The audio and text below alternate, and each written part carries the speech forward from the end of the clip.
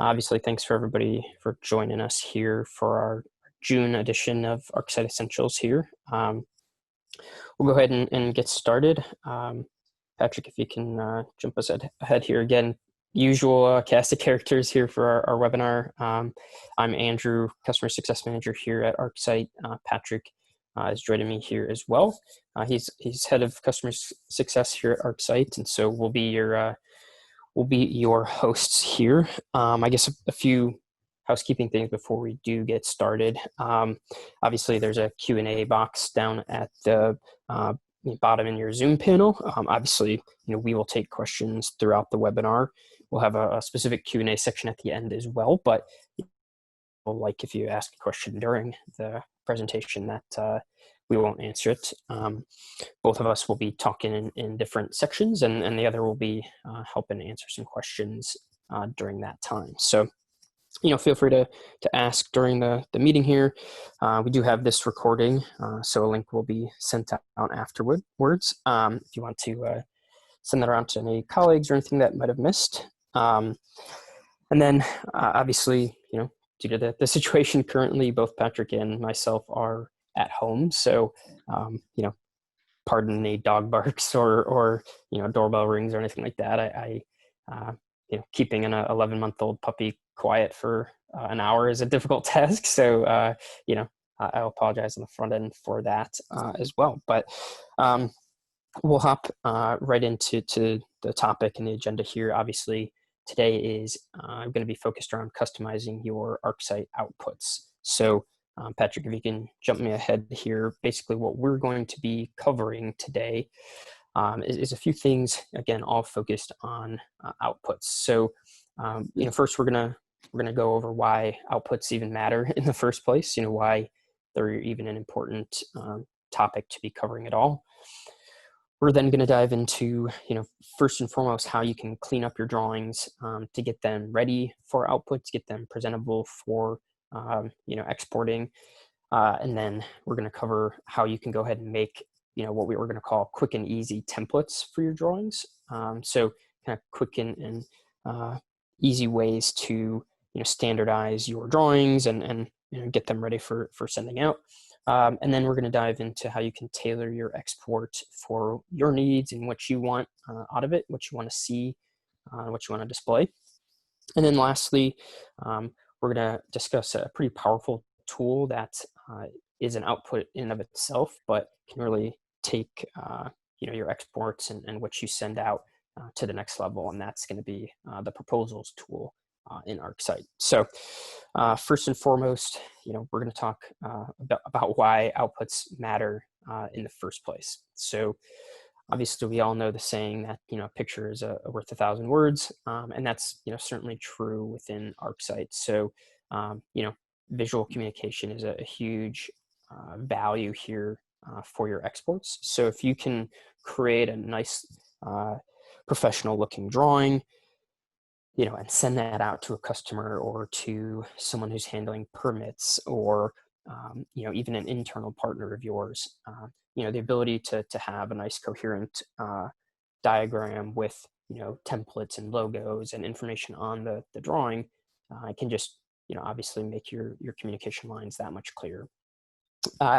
Additionally, outputs certainly allow you to gather and display some additional details. So we do have some templates, and this is especially important and relevant to the proposals feature, but you can add a ton of detail to your drawing when you go through the process of creating a template or exporting your drawing. So you can really gather the details and display a lot of key information of your drawing right through that. And then most importantly, I think, is going to be the ability for you, if you create nice standardized templated drawings, is that it's just going to up your level of professionalism leaps and bounds. So when you're submitting a bid or discussing a job with a customer, I think the ability to hand them a well-designed professional drawing can oftentimes be the difference between winning the job and not. And so we've seen that professionalism in your drawings, especially with the ability to kind of customize and tailor your outputs, as a real big differentiator in the marketplace. So just a couple key points about why outputs matter. And with that, Patrick's going to take over here for first couple details. So go ahead, take it away, Patrick. Hey folks, so we recorded these rather than trying to show them. So I'm going to kind of talk over this. This morning built this up. So I have a drawing. It's a pretty simple little one room drawing here. Looks nice. There's a lot I can do to improve it to get to that level. And those are the kinds of things I want to talk about here. Excuse me. First thing I am going to talk about, you may already know this, maybe not, but one of the features, you draw this out real quick while on site, then regardless of where you are in the truck, back to the office or whatever, you can go back in and kind of clean it up. And the first thing I'm going to talk about is using some of the edit tools that we have so you can do that cleaning. If I zoom in and start looking at all the areas of my drawing, I often find something like this. I have a little tail sticking out there at the end of that connection piece. I don't want that there. I could certainly drag it and resize it, but the trim tool allows me just to come by and using a path, draw over what I want to get rid of. I'm going to do that again. Kill it off that way. And so I'll just start moving around the drawing, kind of making sure everything looks good. And then I zoom in here in just a second. This is obviously an area where those lines really should have been connected, but they didn't. So I'm going to use the next tool down. It's called Extend. The same behavior. I'm just going to drag a path right across where the two I want them to connect. Then when I let go, it's going to connect those. It's hard to see in the little drawing, but there's a little green dot, dot, dot that will show where those two will connect. So I'm just going to keep going around. It's a great idea to go ahead and clean up that as you go. Okay, so one of the big parts I'm going to talk about here is the display settings. We're talking about what's already on the screen, making it look nicer. There are two ways of setting display. One, front end, I can come down and set something to a tool to behave a certain way, and that's here in case black and line weight and everything. So that's the default. But really what we want to talk about here is the opposite. I've already got stuff on screen. I want to change and adapt them. So in this case, what I want to do is not go to that same default one. I want to select something on screen. I'm going to select this text here. And on the left lower corner, there's the one icon that shows up, says color and style. It's going to show me all the things that I can change for this particular selection, whether that be a single object like here, and just seeing the text options, or whether it has multiple things. This dialog will change to show those options. Excuse me. Okay, so one of the things that we've added actually is on the text side. We've added alignment for text, as well as putting new fonts on there. And those fonts can be bold or whatever. So you have the ability to use any of the fonts that are available on this device.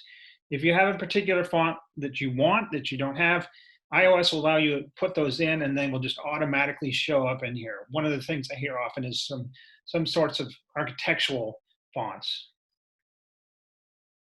We show here that we've also changed the way that that text is being entered and displayed.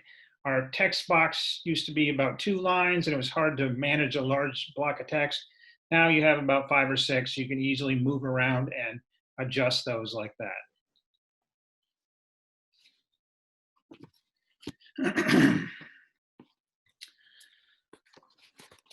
So coming up next, what the hell is it going to do? I'm waiting for my video self to catch up so that I can tell you the next step here.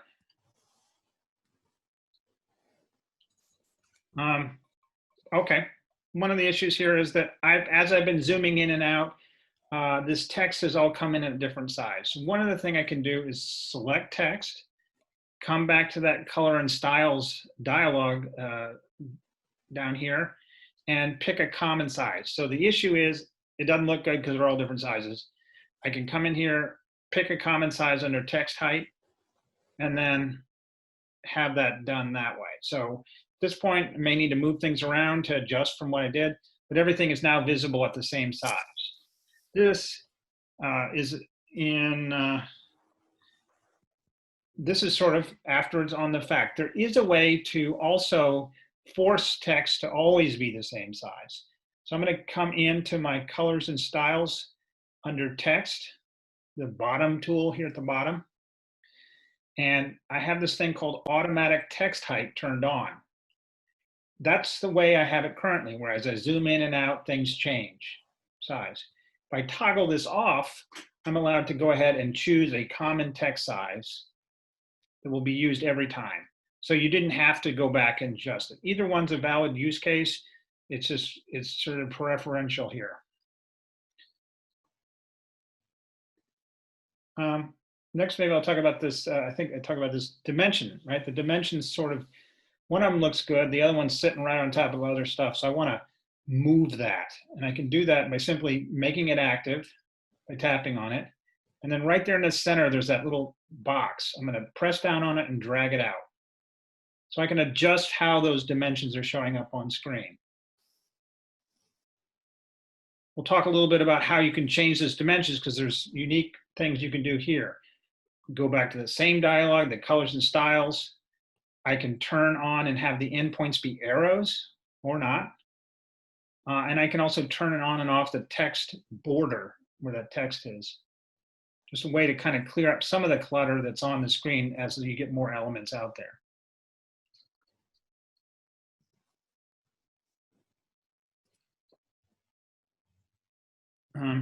Next, go ahead and talk a little bit about the lines, because the lines, there's a lot of things you can do with a line. I see a lot of folks using lines to indicate something visually with using the colors and the line styles. And so what I'm going to do here is select those patio lines because I want to call that out. Go to the same dialog. Now I have my line options. I'm going to go ahead and change the color of the line. Change that line type. And you may guys have standard ways of representing the stuff, but by doing this now I have a line that indicates something visually. In our proposal side, you can create those as products and they will automatically show up in a certain line style, certain color, and collect the other information about it. But regardless, you can make those changes and use that visual information to have a more compelling and more meaningful document.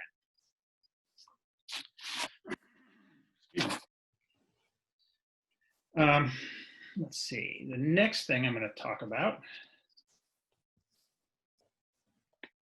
is,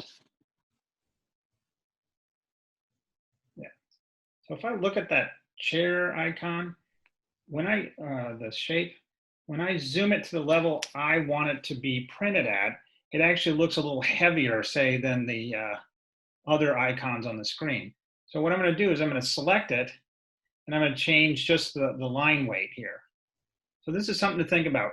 Zoom it to the level that you want the client to see, and then look at the elements together and see if there's ways you need to adapt them to match better together. So now by reducing the line width, it kind of matches the other furniture in the room. And I haven't changed the shape that's in the library. I've simply changed the one that's on the screen. That's a very simple change. Here I'm going to actually make a more substantial change. The app sees this closet as a single object, but I can come to my More button, click Break Apart, and now all these pieces are individual pieces. So in this case, what I'm going to do is just use my Select tool, select all that close, and give it a different color. And it is somewhat of a subtle change, but it is a change. And so you can play again with color. Goes a long way to visually indicate stuff or bring some interest into the drawing.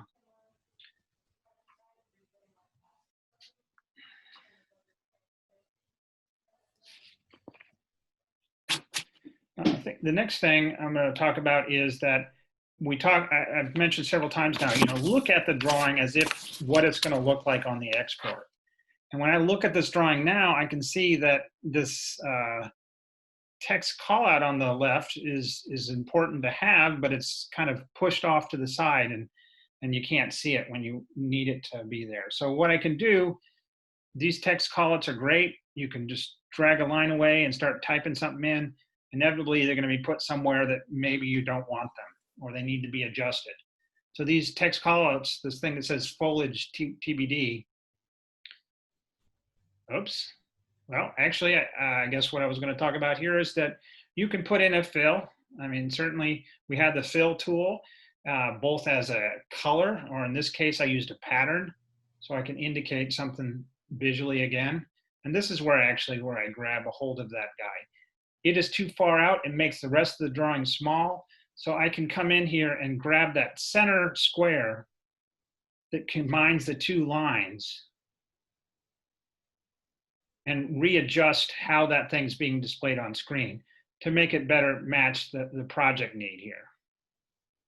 So that's one way. Again, I'm looking at it and saying, how is the output going to look? And these kind of fiddly things all add up to a much better look. I could do it like that, and then that's a better display. But we also have a fairly new thing that people may not have seen. When I create a text block, I can now define a background. So what I'm going to do here is drop on some text right there on the, make it a little bigger here. I'm going to make it bigger, but it's black on the screen, and so it doesn't stick out as much as it could. What I can do nowadays is select this guy, go to my colors and styles, and pick that background color. It will help pop out that text. This is obviously useful here. It's also very useful if you're using a PDF. I'm going to go ahead and get rid of the other one and just have it there.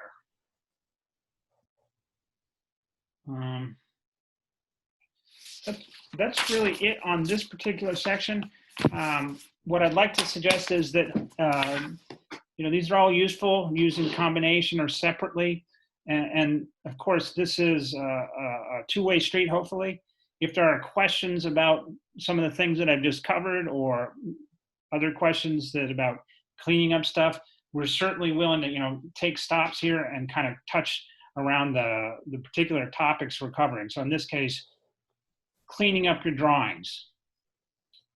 And if not, I'll give it a second. We'll move on to the next thing. The next thing I'm going to cover is what I'm calling that quick and easy template. Obviously, my drawing that I just created was a drawing by itself. It didn't have any sort of marginalia and whatnot. So I want to talk a little bit about how you can have that kind of output in ArcSite. So I'm going to start this video, and I'm not going to start that video. Go back here, try that again. So we do have something you could start with, and I'm going to show that process first. I'm going to come in here and search for a folder called samples.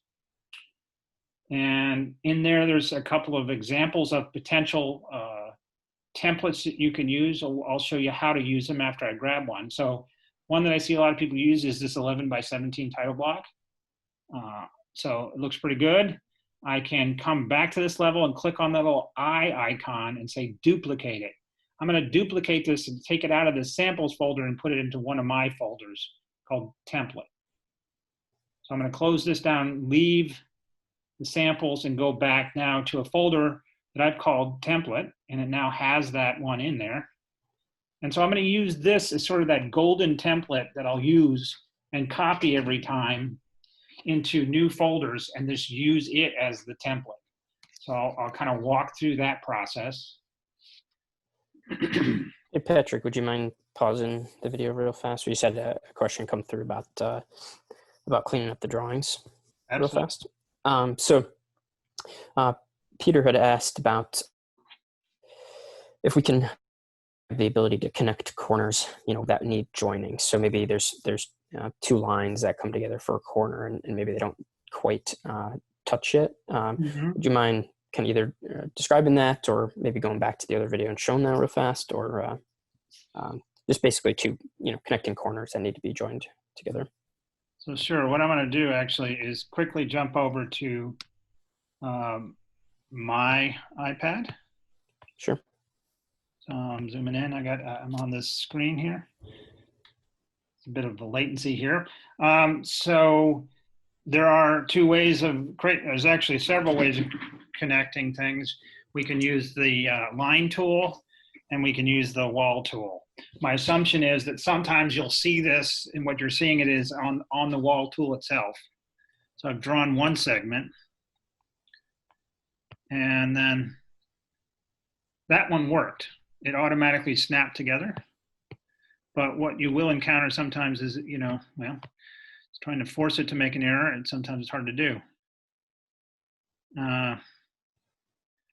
Okay. Nope, couldn't do it. Well, so I have seen, I'm sure if you use these enough, you will see where things will come together and they don't quite match, don't come together. There's a couple of things to check for. One of the issues that happens sometimes is if you are using layers, we have layers to put different information else places. If you're trying to connect two wall segments together across layers, that's not going to work. So let's say that actually what I'm trying to do is I have it on the secondary layer, and I come across, and I'm having trouble getting them to connect. And that's going to be because they won't connect across layers. Actually, yeah, so that's kind of what you'll end up seeing. So the obvious solution there is if you want to put those walls together, they're going to need to be on that same layer. So that is one way that you can encounter that. And like I was showing, sometimes it's hard to make it fail. Okay, there's a good example. Am I on the right layer? Oh, yes, I am. So you may find yourself where they don't automatically connect. And so what I would suggest is to move it away and bring it back, and it can snap together. I can't give you a good reason why sometimes it occurs. I think it has to do with moon tides and crystals. But the point is that you can definitely overcome that by reconnecting the two parts together. I'm wondering if that sort of answers your question, if I hit it, even the right question to be answered. I'd love to. Would you mind just showing quick the extend, the edit extend tool real quick? Yeah. That's also right. So it's going to try to snap. Let's say I have that, right? And that's an obvious, unless you're inviting mice into your house, that's probably not what you want. So I'm going to use that extend tool, and that's available here at the bottom of the toolbar under edit, the second one here. And what you do here is you're drawing what we call a path, because it's not actually a line that'll stay on the screen, but I'm just drawing across the two pieces that I want to connect. And you can see it's telling you once you lift your finger, these two are going to connect. So I do that and it'll snap together. So that is a really effective way. Again, you draw a bunch of stuff and then you might take a break and you can look around, make sure everything looks good. You want to, is that? Yep, I think that covers it. Yep. Awesome. Okay. Well, let me jump back over. Yeah, thank you. Sorry to derail you. No, that's all right. Nobody wants to hear me talk. I just want to answer questions. Let me go back into here. See where I was. Oh, so here, let me just stop real quick, talk about it. I'm going to take this template that I have now, which is called 11 by 17 title block. I can call it whatever I want.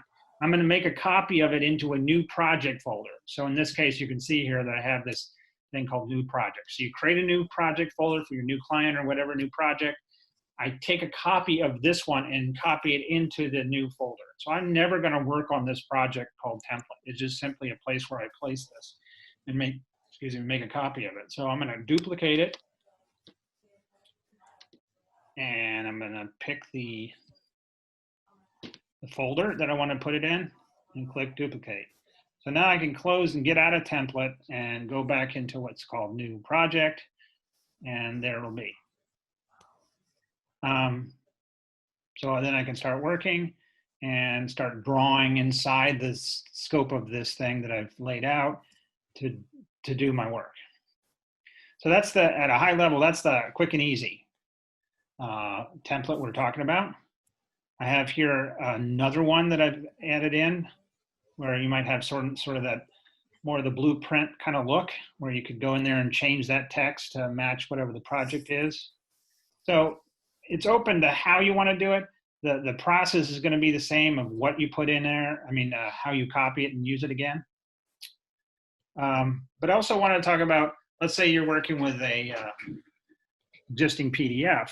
One thing you can do is create shapes. So in this case, I've created these called template objects that are just commonly used pieces, and I can drop them on the screen. I take that sidebar that I'd created, resize it to match this particular PDF. And next, let's see what I do next. Yeah, I select it. Again, the app thinks this is a single object. I'm going to break it apart. And now all these text fields just can be entered in.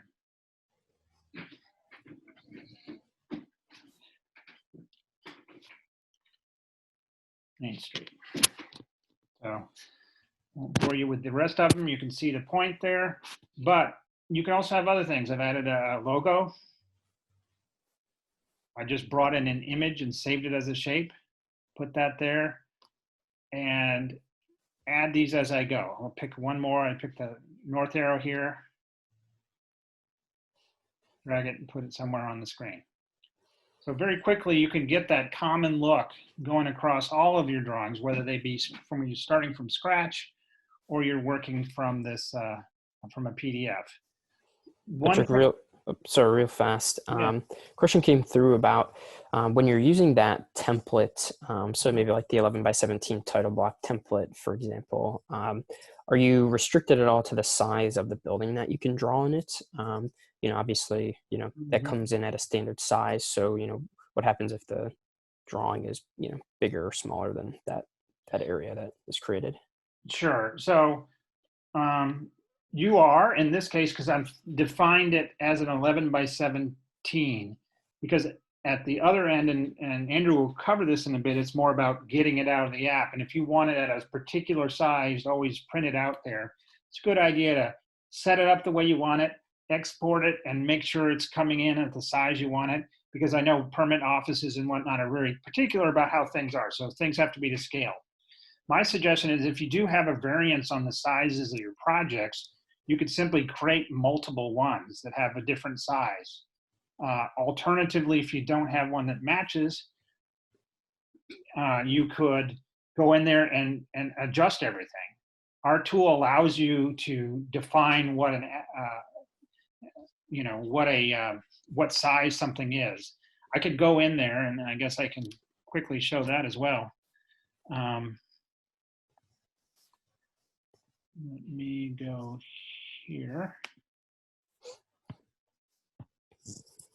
And what am I trying to do here? Well, I've really messed that one up. So let's go into this one. And let's say that I've had this set up as, well, I don't know what I have it as, 16 to 224. I can, as soon as I come in, I can calibrate this drawing and tell the app that this space right here is actually 25 feet. So by doing that, I have adjusted it, and it could be smaller or larger, right, to fit that particular project need. The only difference on that is then when you go to export, you do have to take what you have here and match it to an output size, which is, again, something that we talk about a little bit later on the export side. Does that answer your question? And I will answer that one as well. While we're waiting to answer there, yes, anything that you can bring in and put on the screen is something you can save. So I'll show you that real quick since I'm already in here. We have access through this icon here to your photo library on the device. I can come in and pick my ArcSite logo, size it, change it however I want to, and then just simply create it as a shape. Once I create it as a shape, it will then show up in my list of shapes. That's actually what I did to create this one.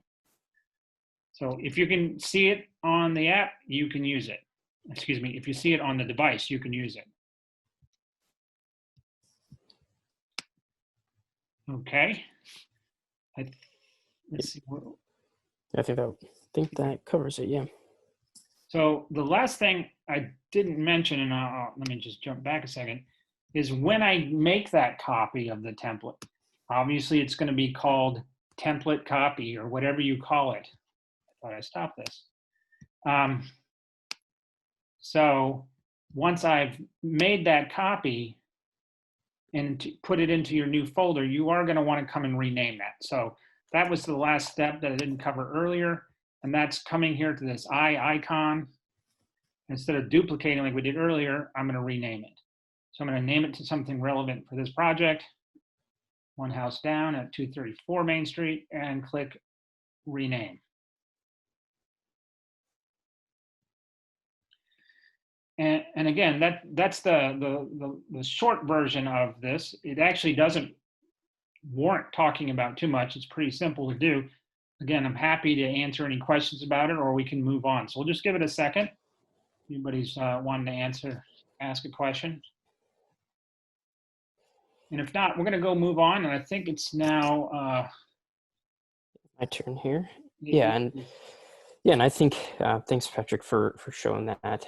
My opinion, what I've seen is the ability to add those templates and those title blocks. I think that in and of itself is a huge on one hand a huge help, because a lot of times people are having to export and take their drawings into formats like that anyway, so it kind of saves steps there. And then secondly, Patrick, I think you agree that's it's a quick and easy way, like you said, to just create a nice kind of standardized format for your drawings and stuff like that. So yeah. Lead into this, I think worth mentioning is you can kind of set it and forget it, right? You set up the template the way you want it, and then what you're going to be talking about here is you set it up on the export, and then it'll always print at the same size regardless, because you've already gone through that, set it up the first time. So I'll let you talk about this. Awesome. Yeah. So, not necessarily a ton to talk about on this screen, but, when you do go to the export button within ArcSite and you're trying to export your drawings, a menu does pop up, and a lot of times people just skip over this and, just want to export it into a PDF. However, there are some pretty cool and interesting pieces on this menu that sometimes are overlooked. So, like we were just talking about, there's two key toolbars here that especially become helpful when you're caring about scaling and having those title blocks in there. And those two are going to be the paper size and then the scale below it there. So the paper size is going to be important if you have a specific paper size that you print to regularly. So architectural documents maybe at 11 by 17, or any number of things. If your permit needs to be printed on a specific size,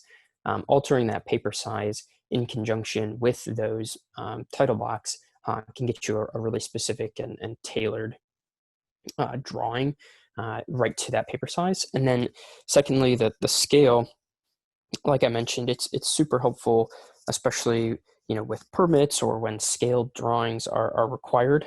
There's a large number of options in there for what your scale is when you're exporting. So you can play around with it. It gives you a preview here on the right of what that drawing is going to look like, what that the export is going to look like as a PDF. So where my drawing is currently here with a bunch of piers and measurements and all that, I know that that's, if I was going to print it to a paper, it would look like that when I print it off. So mess around with paper size and scale, especially if you're going to be using the title blocks and templates. That'll give you a good drawing, customized kind of the size that you need it for. So that's those are kind of two important concepts there. Another one I think that gets overlooked a decent amount is going to be the photo integration portion here. So if you use the location-based photo tools within ArcSite and you're capturing photos throughout the job site, and especially if you have a lot of photos of your job site, the standard setting normally, I believe, is set to one photo per page. So can often lead to very large files and maybe a really large PDF that you're exporting. But you obviously do have the ability to either include those photos or not with that toggle there that says include contextually located photos.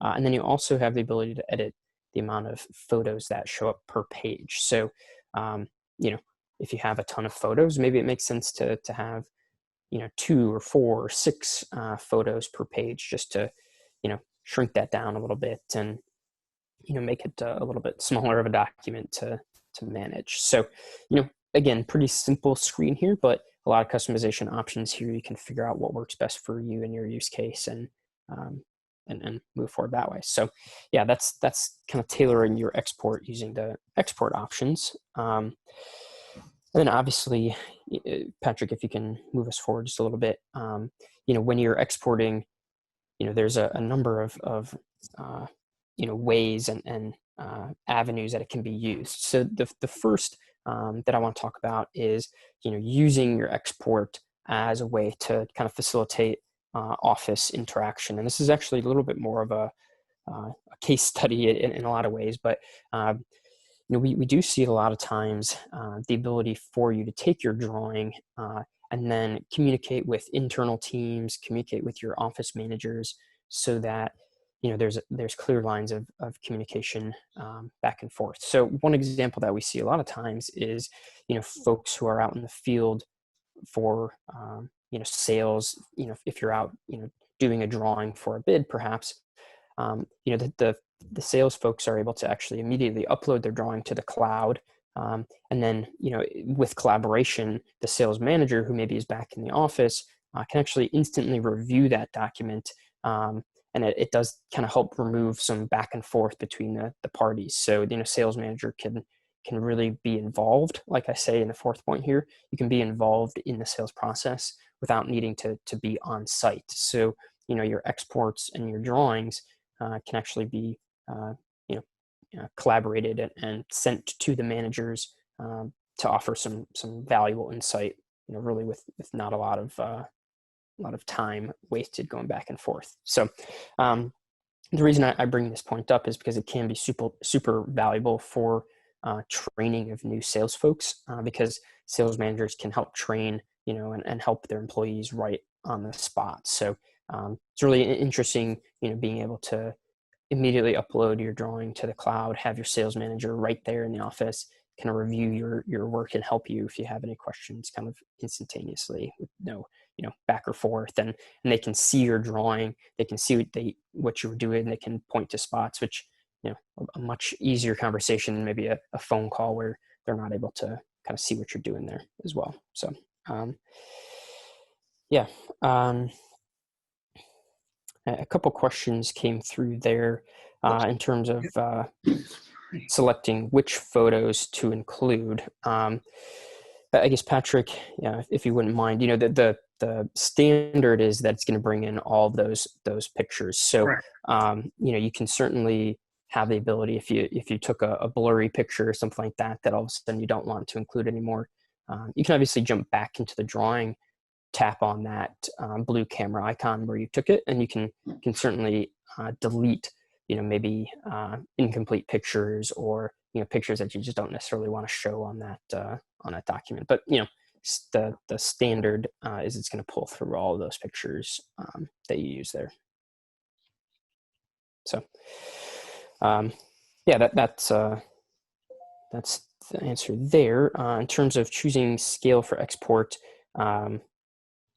I set my scale to fit to paper. The question was, can I use the export to say, 1 to 100 or 1 to 200, whatever the size drawing is? Yes. So there's a bunch of options there. If you experiment with the scale there, you'll see that there's anything from, 1 to 100 or whatnot, all the way down to some kind of inch measurements, as Patrick is showing here. So yeah, we got, 1 to 100. Create your own scale too. So yeah, so it's a combination of that paper size, your orientation, and this. You can pretty much fit any sort of version that you want. And if you don't care about scale, the default fit to paper is always a good one.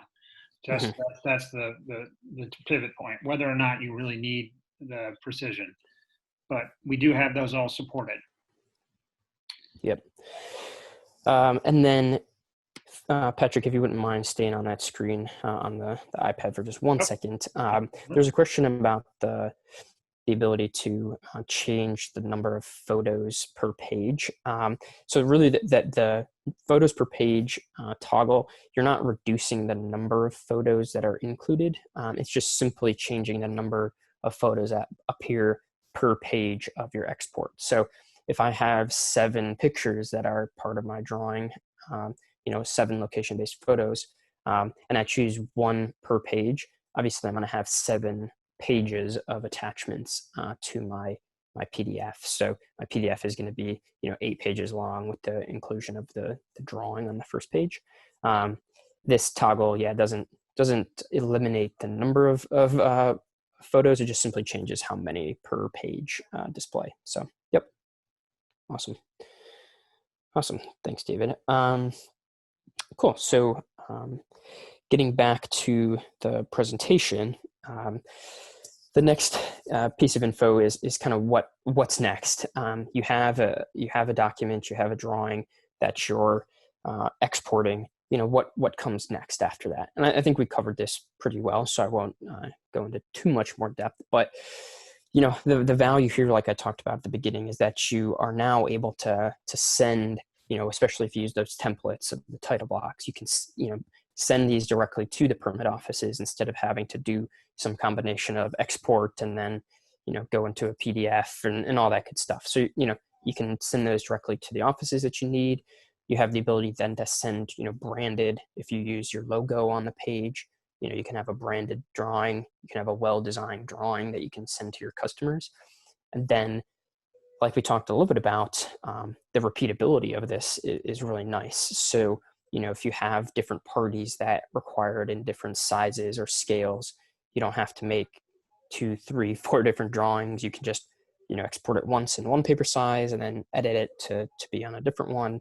And especially the ability to use those templates like we were talking about. You can have one saved template and then just duplicate that into the project that you're starting, and then boom, you start with a fully formed and fully fledged out template or title block there for you. So yeah, again, these are all little minor details, but they just help eliminate time here and there and make it a little bit easier for you to use ArcSite. So yeah, so that's what's next. So as we move forward, Patrick, here, we covered a lot of our standard output options here. Sorry, if you can go forward a couple slides. Yeah. I mean, a little bit of technical. Backwards and forwards, yeah.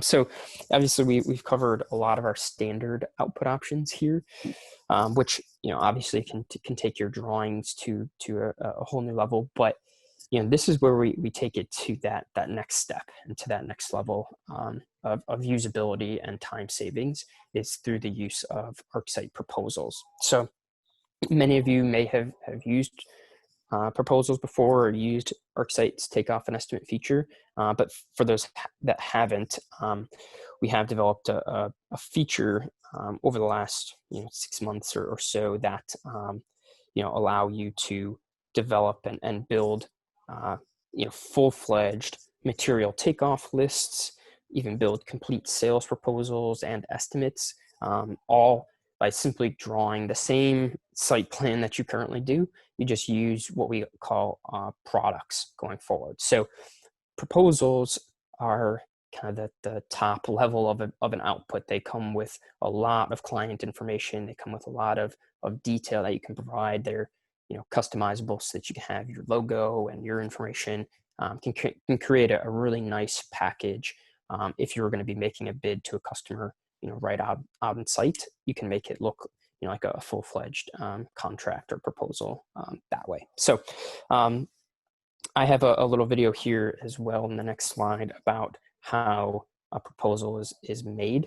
So if you wouldn't mind starting that up for me, Patrick, I'll kind of narrate along with it here. So the first thing that I'm going to do in this drawing is, have a normal site plan here, but we do have a menu of products, is what they're called. So these products are the same lines. You can see here I'm drawing 5-inch gutters to this house here. So I'm drawing the same lines.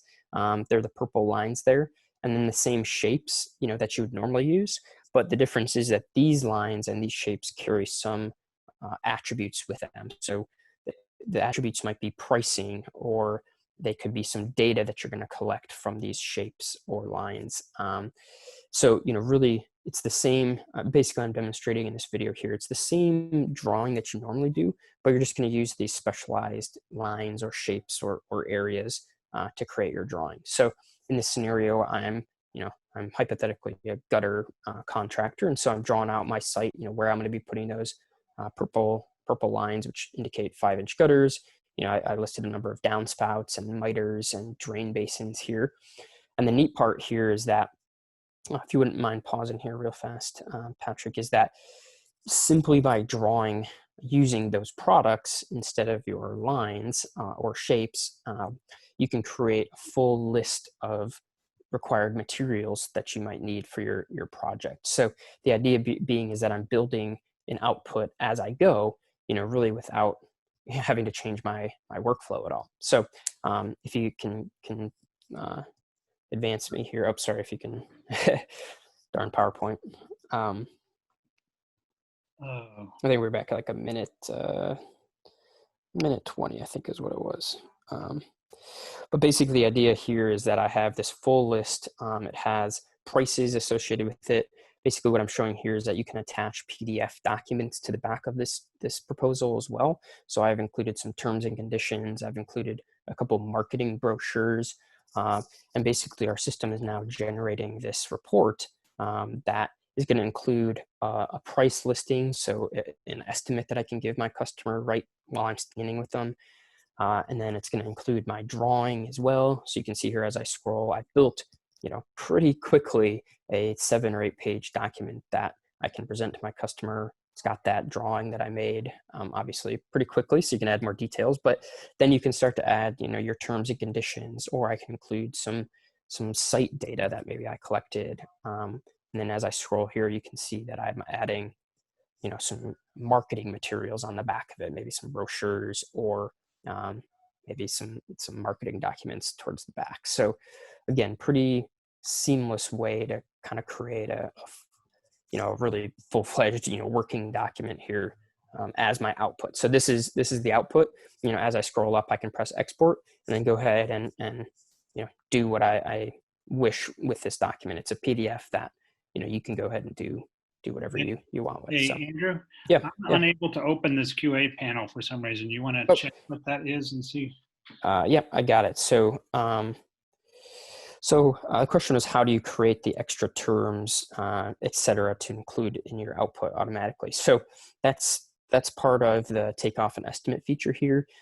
We have the ability for you to add what are called additional data fields to your document. So this is if you were creating an estimate or a proposal, you actually have the ability to include a number of different things. They could be some text boxes that you type into that you want to include. So, what I've seen in that sense is, job, scope of work. If you want to type in the scope of work to show your customer, like, what you're going to be doing to the property, you can type in a little paragraph there that's going to be displayed. Or what I showed here are going to be file attachments. So I can choose, some various files that I want to attach to my document. And that's all through the takeoff and estimate process. So, when you're, either setting up your account with takeoff and estimate, or you can always go back and edit it later, but it's under your account settings, and it allows you to add what are called additional data fields to your proposals. And that's what those terms and conditions and, warranties and stuff like that, if you want to attach them.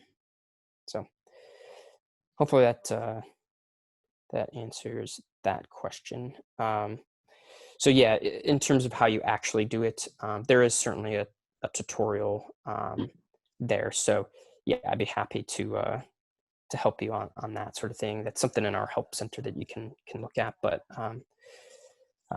yeah, in terms of how you actually do it, I can, I don't know, Patrick, if you can pull up your screen real fast, and maybe just go to that menu if you wouldn't mind. I don't know if that's something you can do real fast, but. Yeah. Not wanting to. I'll tell you what. Why don't we? We can always table that for later. Yeah, I'll offline. reach out and directly work with you on that.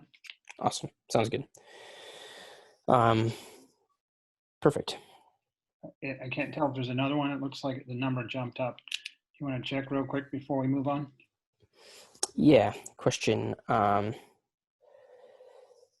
Said I find I can't go lower than 18% to frame the DWG and send it as the PDF. The drawing is too large. Peter, Patrick, I'm not sure if you have some insight there. Basically, Peter had asked, you can't go lower than 18% to frame the DWG and then send it as a PDF. The drawing's too large. Maybe that in terms of scaling. Can we take that one off too? I'd Yeah. love to get some more information on that. We know who you are. We can reach out directly after this. Yep. Okay. For sure. Let's take another one. Yeah, just as a response to the additional data fields. So okay. we'll reach out and happy to help you with the additional data fields. So no problem there at all. Awesome. So we'll move forward here real fast just for sake of time. I don't want to use up too much more of everybody's time here. So don't have too much more to cover. I covered this pretty extensively, but the values of these proposal outputs, obviously it's a instant delivery of a fully built out sales proposal. Like I said, it's branded, it's customizable, it's a working document, and then it really does help digitize the sales process. So less room for error, no need for piles of physical contracts or anything like that. You can do that all right through ArcSite. So yeah, I think that's about it. Patrick, we can kind of zip through these product improvements. That's kind of the extent of our outputs examples here. Obviously, we'll jump now into just a couple improvements that we've made since the last webinar, and then that's about it. Yeah. So I wasn't thinking we did very much, but then I started writing them down. We actually have quite a few that hopefully very useful for you folks across the board. I did kind of already talk about the first one earlier when I was talking about the text improvements. We do have a larger writing area, and you can choose fonts and font weights and text alignment. So that's a nice little add there. One that I think a lot of people will like, there's a wall improvement, where now if you draw a wall, previously the second wall segment you added would change the width of the length of the first wall, which was obviously not something people like. So we have changed that. So you draw your first wall length, the second one you draw, it will not change the first one. Kind of goes without saying, but we are definitely had that in there now. We do have some DWG improvements. If it's a single DWG on export, you can it's no longer zipped. So the workflow that will help with is if you're wanting to open that in a secondary app, you can just immediately do it without having to unzip. We also are exporting now solid and hatch fills and multi-line text. So if you do use DWG, it's some great improvements there. We'll continue to work there. Briefly cover, we've added what's called a full versus modified. So if you're on the proposal plan, you can put out all your recommendations, work with your client. If you need to come down, they have a budget issue, whatever, you can pull things back out, but then continue to have a section on your proposal that says, well, this is what we recommended, and have them sign off on that, just so for warranty and that sort of purposes. Got a couple of new template outputs, one that just has the high level pricing, project totals only. You can add this in and not have it be the only one. You can have multiple templates to choose from. We have about 4 or 5 different ones at this point. And you can add an automatically added legend. So we have the capability of adding legends to your products, showing the products on there, but this one actually automatically adds, and additionally also shows the quantity. So that's a nice little improvement on the legend side. All of with these things, if you want to get with me afterwards or us, happy to kind of drill into them. We are making folks, giving the people the ability to force people to answer questions, and those can be useful again for new employees who may not know to ask, and people like me who are old and don't remember to fill in things. So you can have those as mandatory questions before someone can get the product out. We have something called custom quantities for virtual products, meaning that you can drop in a virtual product and define all sorts of criteria around that. I won't go into that. It's a long conversation in and of itself. It's a nice improvement. If you're interested in hearing more about that, again, let me know. Then we did have some smaller ones, some usability, adding a description field for your discounts. Everyone's going to like the fact that those openings now come in a good default size. We added openings a while back, but they were coming in at a very unrealistic sizes. So we now have, you won't have to resize them every time. You can use shapes now for defining a boundary in a fill. And what that means is you could have a square, you drop in a shape, and then you can use the fill and it will use the boundary of the shape to not fill that in. So imagine a deck, put in a pool shape in the middle, you can fill that deck area now.